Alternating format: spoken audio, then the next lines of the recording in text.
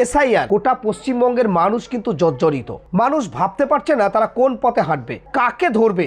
ইতিপূর্বে শুরু হয়ে গেছে বিএলওর যারা কাজ করেছে তাদের অকথ্য ভাষায় গালিগালাজ, যারা রাস্তায় বেরোতে পারছে না যে আপনাদের জন্য এগুলো হয়েছে। আবার বলছে যে কেন এই হেনস্থার শিকার আমরা হব।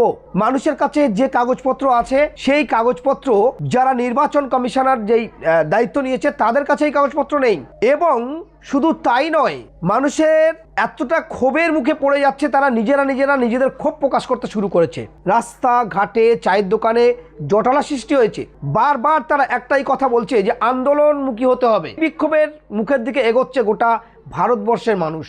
বিশেষ করে পশ্চিমবঙ্গে এসআইআরের নাম করে হাজার মানুষের যেভাবে ফিরে আসছে, তাদেরকে পুনরায় নোটিশ ধরিয়ে দেওয়া হচ্ছে, তাদের পুনরায় আবার ডাকা হচ্ছে।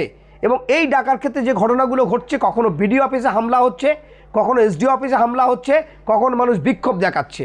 কি করতে চায় গোটা পশ্চিমবঙ্গে সহ ভারতবর্ষের মানুষের নিয়ে আমরা দেখেছি। লকডাউনের নাম করে মানুষের জনজীবন বিচ্ছিন্ন হয়েছে, যোগাযোগ বিচ্ছিন্ন হয়েছে, শিক্ষা স্বাস্থ্য লেখাপড়া শেষ করে দিয়েছে। মানুষ একে অপরের সঙ্গে ভালোভাবে ব্যবসা করতে পারেনি। ঠিক তদরূপভাবে আমরা দেখেছি জিএসটির নাম করে আরও একটা প্রক্রিয়া শুরু করে ক্ষুদ্র ব্যবসা থেকে বড় ব্যবসা সবাই কিন্তু একটা বড় ধরনের ধাক্কা খেয়েছে। আবার আমরা দেখলাম যে নরেন্দ্র মোদী, অমিত শাহ, এই যে বিজেপি সরকার, এই বিজেপি সরকারে নোটবন্দির নাম করে যেভাবে কালো টাকা আসার কথা বলেছিল, সেই কালো টাকা কোথায় গেল এখনও তার কোনো জবাব নেই। তারপরে এসআইআরের নাম করে যেভাবে প্রতিটি মানুষের এই ঘুর পথে এনআরসি করে দিচ্ছে, এই এনআরসিতে লাখো মানুষ ভোটাধিকার থেকে বিচ্ছিন্ন হবে।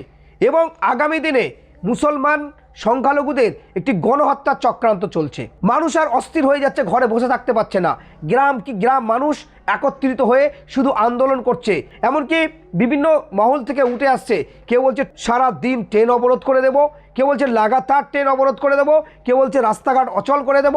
এভাবেই কিন্তু প্রতিটি চায়ের দোকান, রাস্তাঘাট, দুটি মানুষ এক জায়গা হলে আলোচনা হচ্ছে। এভাবে আমাদের কাছে তথ্য পাঠাচ্ছে, তাদের কাছে যে পাসপোর্ট, তাদের স্কুল সার্টিফিকেট, এক্সচেঞ্জ কার্ড, এমনকি পুরানো তাদের বাবার জমি জায়গা আছে, এমনকি স্বাধীনতার আগে জন্মগ্রহণ করেছে 3-4 পুরুষের নথি জোগাড় করতে ব্যস্ত হয়েছে। এই নথি আমার মনে হয় নির্বাচন কমিশনার যারা আছে তারাও দেখাতে পারবে না, নরেন্দ্র মোদী তিনিও দেখাতে পারবেন না, অমিত শাহ থেকে শুরু করে যারা আছে কেউ দেখাতে পারবে না।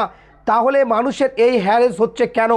আরেকটি বড় বিষয় হচ্ছে, একটা ফ্যামিলিতে দেখা গেছে ছোট ছেলের নাম উঠে গেছে বা বৌমার নাম উঠে গেছে, কিন্তু বাবার নাম বাদ পড়ছে।